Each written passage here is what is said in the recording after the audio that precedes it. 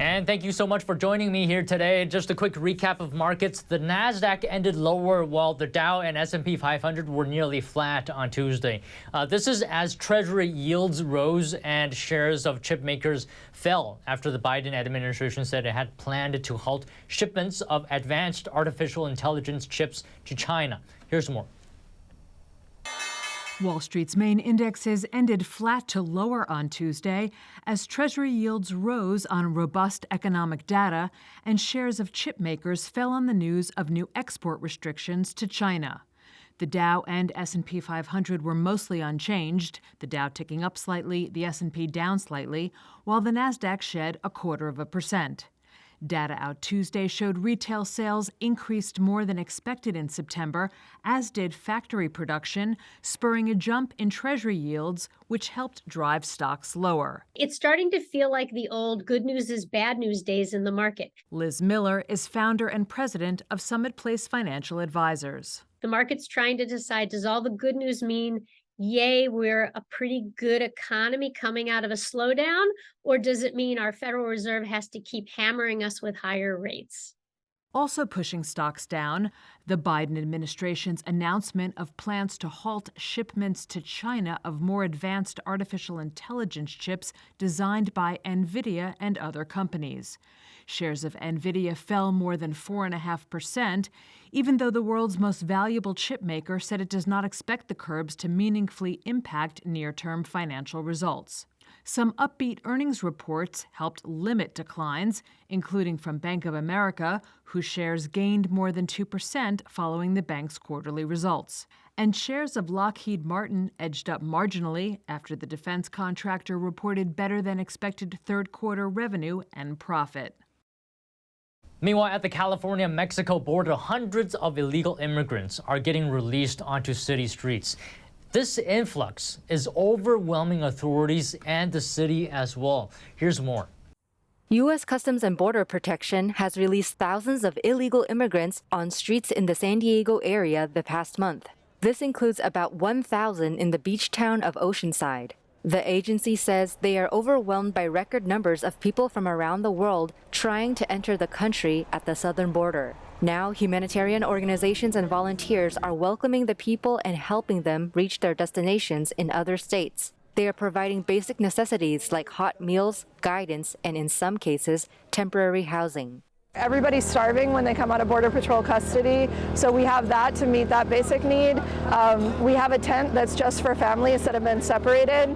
Immigrant Defenders Law Center executive and founder Lindsay Toxilowski has been on the ground in San Ysidro and has seen the spike firsthand. We've had 14,000 people come through here since September 13th. And in those cases, we have, many cases where part of the family gets processed and dropped off in Riverside County, or people are in Texas, or people are still in custody while their family members have been released. Most of the street releases take place in San Ysidro, a district in San Diego that borders the Mexican city of Tijuana. Initially, at the first about 8 days of this issue, we had them dropping people at the border at San Ysidro and also here, and also in North County, San Diego, and Far East County, San Diego.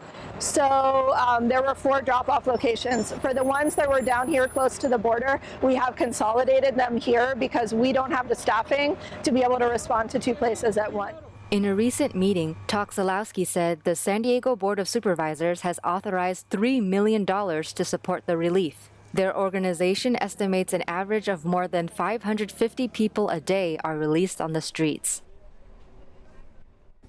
After a blast at a Gaza City hospital, the media is providing conflicting information worldwide.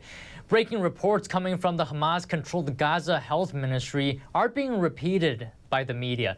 However, the Israel Defense Forces are calling that out. The IDF says the hospital was hit by the Hamas-affiliated Islamic Jihad, which is a terrorist group. They've released video evidence and intelligence this morning that they say proves this. NTD's Jeremy Sandberg has more on updates coming out of Gaza. The Israeli military says the massive blast at a Gaza City hospital on Tuesday was caused by a terrorist organization affiliated with Hamas. The IDF has released video evidence and aerial footage before and after the blast. It shows a lack of a crater or any significant damage to surrounding buildings. We need the good hit. The IDF also released taped audio from Hamas terrorists acknowledging the misfire. The Hamas-controlled Gaza Health Ministry reported at least 500 people killed, calling it a horrific massacre. Palestinian officials blame Israel for the incident. Media worldwide, including AP, Reuters, the BBC, CNN, the Wall Street Journal, Al Jazeera, and the New York Times reported the explosion as an Israeli airstrike. Reporting IDF spokesperson Jonathan Conricus calls unprofessional. Claiming that it was a missile based on Hamas information. He hasn't been on the ground. He hasn't verified it himself. He's taking Hamas information and displaying that as the truth. IDF also called out state-owned Qatari media Al Jazeera for its reporting, telling them to check their own footage first before accusing Israel.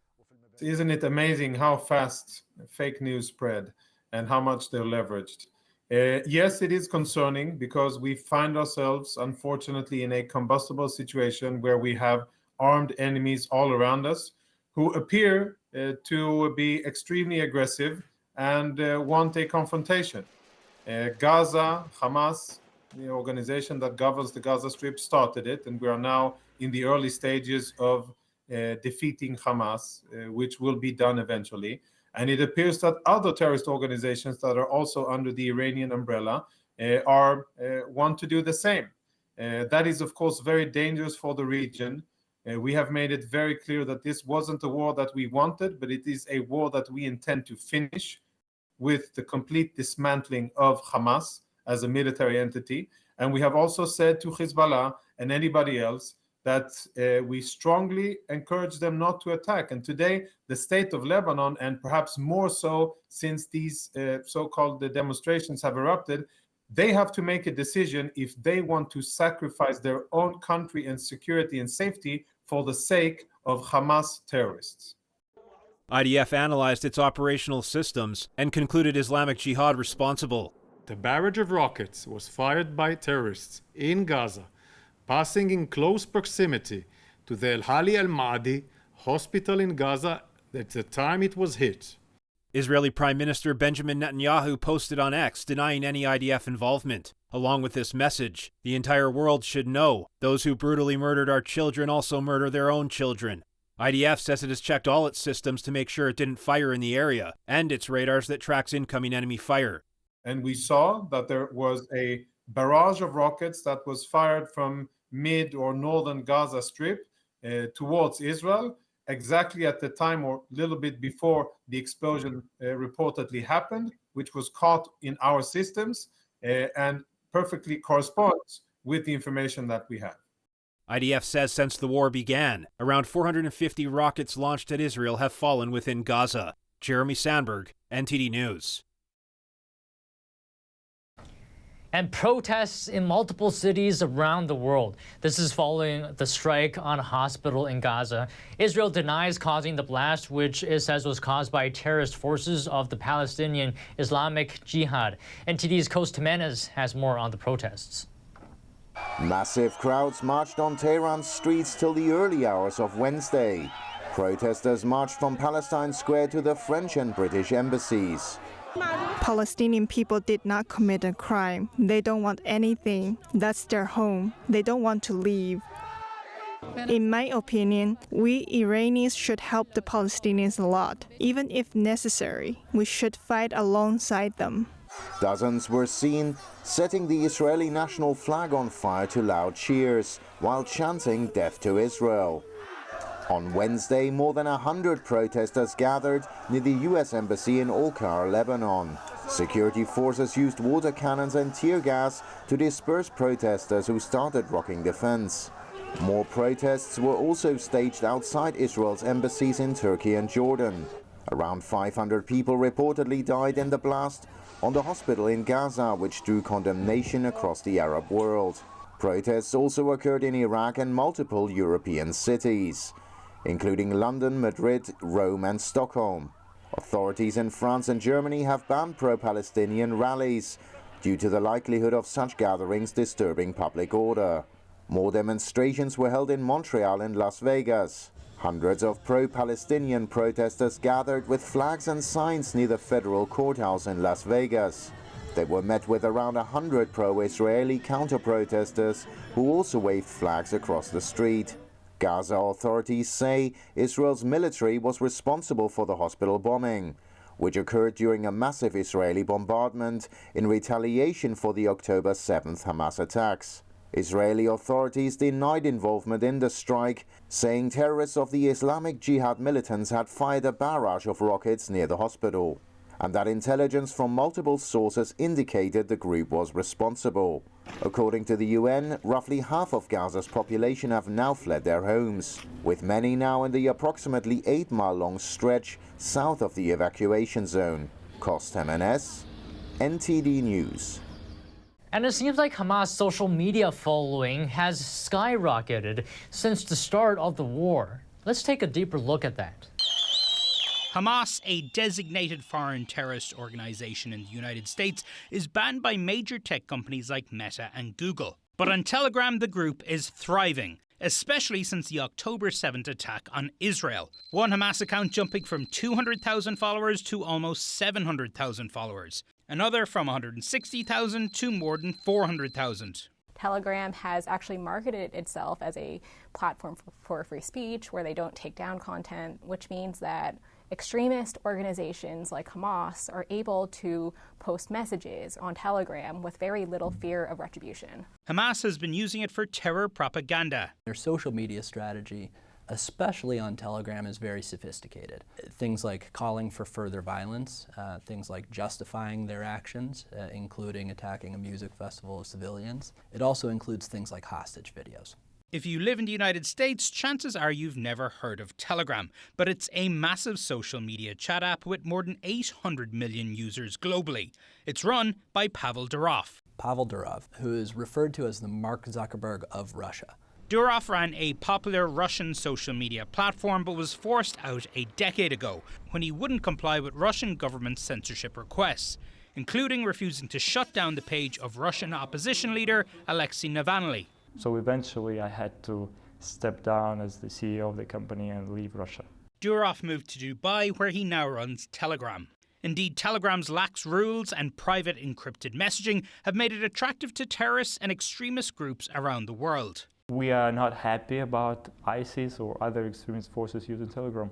At the same time, we think that providing this kind of secure private means of communication for the masses, for like 99.999% of people who have nothing to do with terrorism, means more than the threat that terrorists will always find a means of secure communication. Telegram did take some steps to remove ISIS content in the past, but after Hamas used Telegram last week to warn people about a missile strike, Durov wrote, "Would shutting down their channel help save lives, or would it endanger more lives?" And now moving on to China.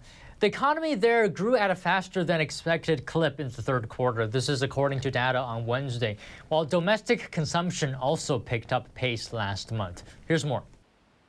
Investors found grounds for optimism Wednesday over China's economic prospects. New figures showed growth beating forecasts in the third quarter. GDP expanded 4.9% from a year earlier, beating analyst expectations of 4.4%. The world's number 2 economy has showed signs of stabilizing, partly thanks to a slew of stimulus measures. That includes more public works spending and interest rate cuts. But headwinds remain strong, not least the country's protracted property crisis. A host of developers have defaulted on their debts amid the turmoil in the sector, and Beijing is under pressure to step in with more support measures. Wednesday's data showed property investment down more than 9% over the first 9 months of this year. But other figures offered more grounds for hope. Retail sales, seen as a good gauge of consumption, rose 5.5% last month, comfortably beating forecasts. Industrial output also grew more than expected. All told, the numbers suggest a recent recovery might have enough steam for Beijing to hit its full-year growth target of around 5%. The figures lifted sentiment on equity markets, with Asian shares paring earlier losses following the news.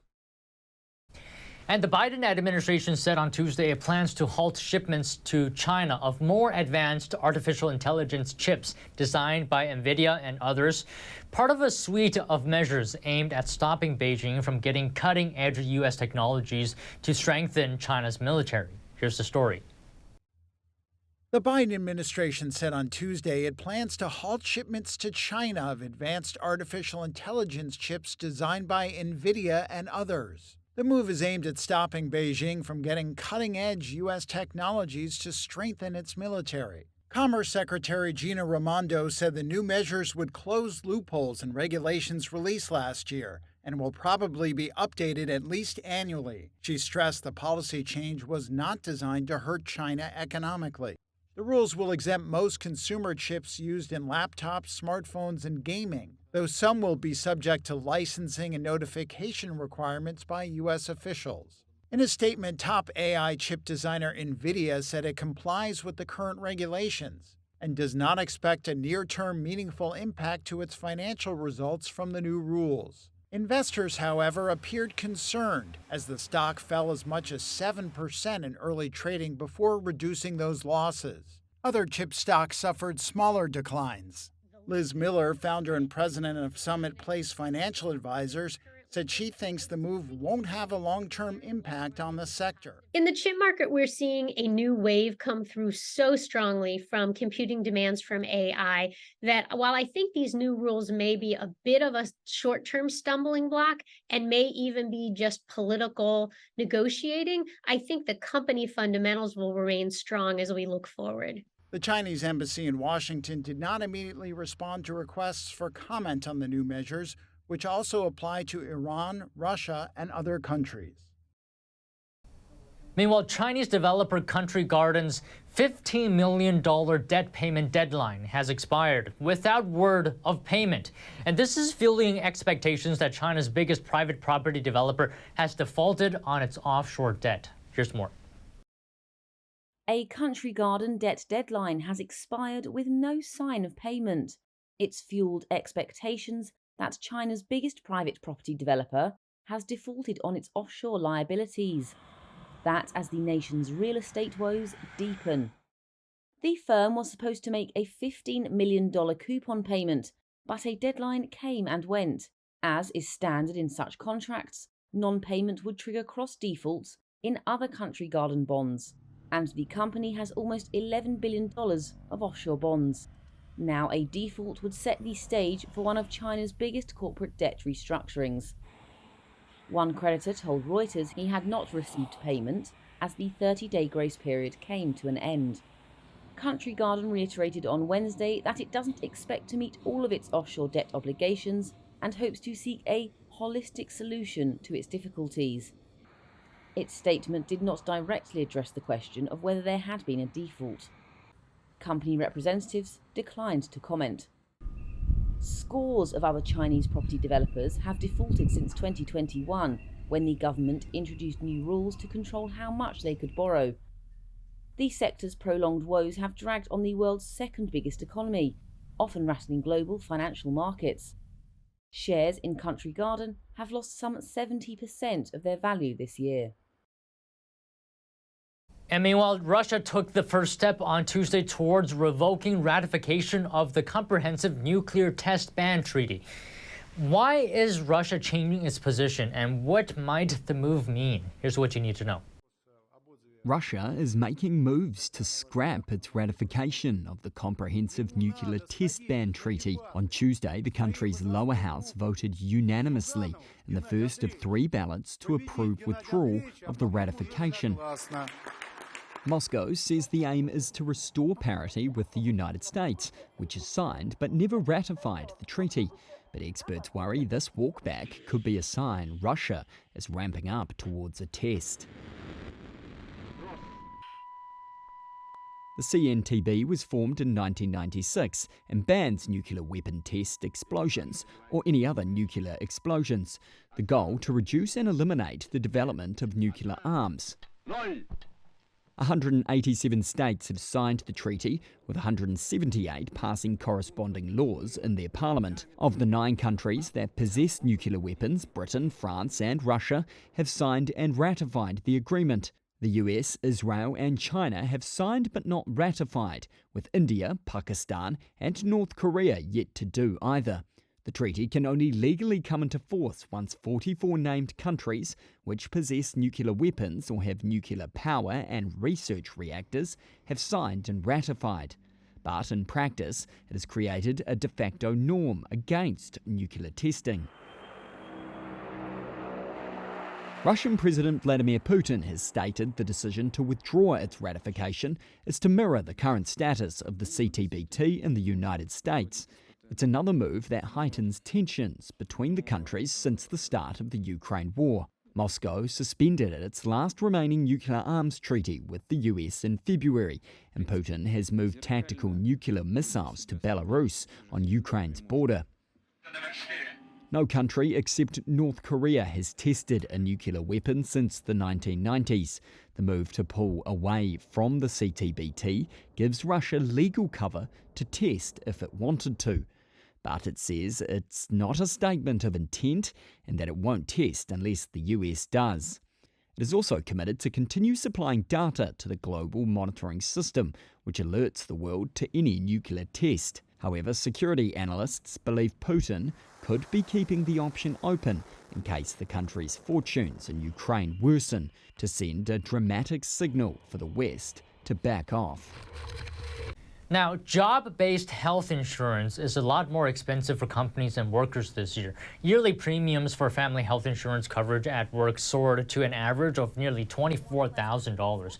This is according to KFF's Employer Health Benefits Survey, and it represents a 7% jump from last year. The average employee share of the annual premium came out to $6,575. That's a jump of almost $500 from last year, or nearly 8%.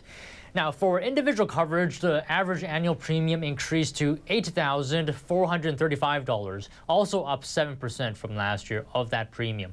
The employee is paying just over $1,400, about $75 more than last year.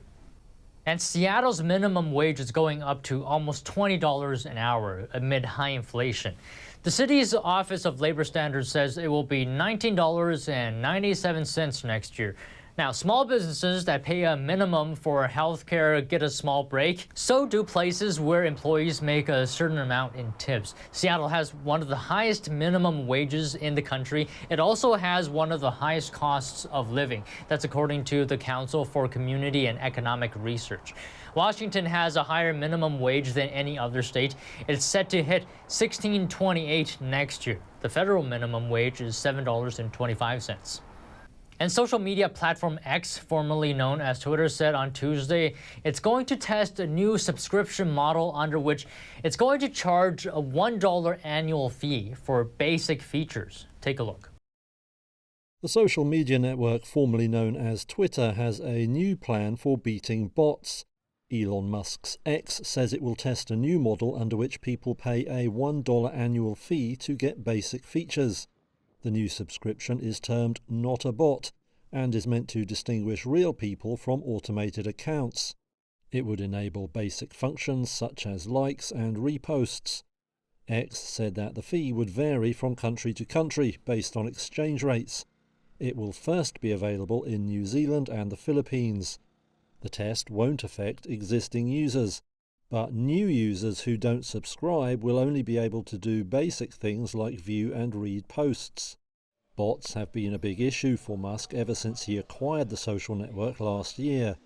In July, X introduced a limit on viewing tweets, which it said would ensure the authenticity of its user base. Reuters has reported that company boss Linda Yaccarino plans to try 3 tiers for its subscription service, based on how many ads a viewer is shown. And Sam Bankman-Fried directed money from his Alameda Research hedge fund to be used to make political donations after he learned the fund owed $13 billion to consumers of his FTX cryptocurrency exchange. Here's the story. Sam Bankman-Fried knew about a $13 billion hole in customer funds before his crypto exchange FTX collapsed, but he continued to spend money on political donations, celebrities, and pet causes. That's according to a top witness at Bankman-Fried's criminal fraud trial on Monday. Nishad Singh is the former head of engineering at FTX. The jury heard Singh describe a conversation with Bankman-Fried in September last year on the balcony of a Bahamas penthouse they shared. Singh confronted the founder about the shortfall. Bankman-Fried assured him he would raise more funds and cut costs. But in the meantime, Singh said he kept receiving transfers from Bankman-Fried's Alameda research hedge fund, money that FTX associates would use for endorsements to boost Bankman-Fried's image. Those included some high-profile deals, naming rights to the Miami Heat's basketball arena, as well as arrangements with NFL quarterback Tom Brady, Brady's then-wife, the model Gisele Bündchen, and basketball star Steph Curry, among others. Singh said these reeked of excess and flashiness, and that he urged Bankman-Fried to cancel them once he learned about the shortfall and customer funds. Bankman-Fried refused. FTX declared bankruptcy 2 months later after a wave of customer withdrawals. Singh also admitted in court to being a straw donor for campaign donations to the US Democratic Party. He described how members of FTX's inner circle would often direct a donation be made in his name. Bankman-Fried's trial has heard testimonies from other members of that inner circle since it began earlier this month. Former technology chief Gary Wang and Alameda's one-time CEO Caroline Ellison, who was also Bankman-Fried's ex-girlfriend, have both testified. Bankman-Fried's lawyers are expected to cross-examine Singh on Tuesday. More than 64,000 Americans will be diagnosed with pancreatic cancer this year. This is according to estimates from the American Cancer Society. And many times, the disease isn't diagnosed until it's too late. But researchers are looking into how artificial intelligence could help with early detection. Here's a look at the research and the hope it's bringing for the future. It's expected to become the second leading cause of cancer death in the U.S. by 2030, and many times pancreatic cancer is a silent killer. Patients typically present at a stage where the cancer has really won the battle, so to speak. Dr. Ajit Goenka with Mayo Clinic says nearly 70% of patients with pancreatic cancer face death within the first year of diagnosis. That's why early detection is critical, but he says many times small pancreatic cancers aren't detected on CT scans until it's advanced to an incurable stage. That effectively makes imaging as the final frontier in our quest for early cancer detection. Goenka and other researchers used imaging data sets from past CT scans of those diagnosed with pancreatic cancer to create an artificial intelligence model that they hope will help aid in early detection of small tumors that are currently difficult to detect. We are very happy with what we have achieved so far, but we are also mindful of the fact that we still have a lot of work remaining to be done. The models are being tested, and Goenka says eventually they'd like to get to a point where they can present their technology for review by the FDA. We are prepared to fight a long battle to be able to overcome early detection of pancreas cancer.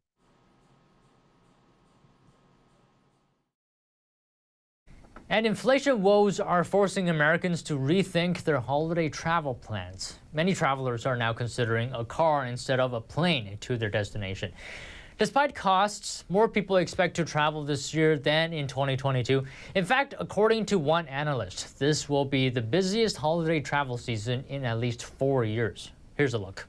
The holiday season is quickly approaching, and inflation is impacting travel options for many Americans. A new survey from Bankrate found most travelers are looking for ways to take a trip without breaking the bank. 77% of holiday travelers are making adjustments, but they don't want to skip the trip entirely.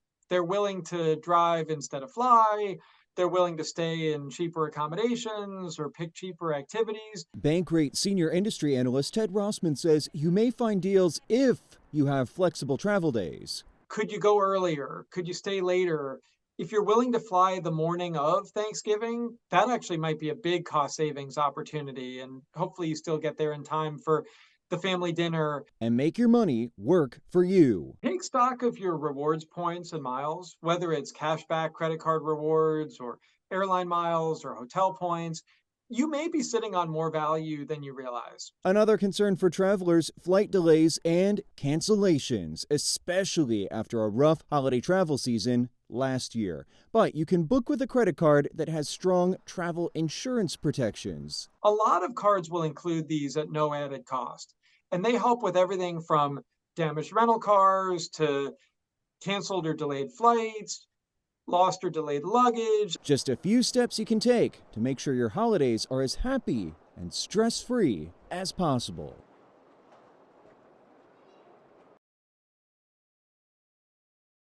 And thank you so much for joining me here today. I'll see you next time.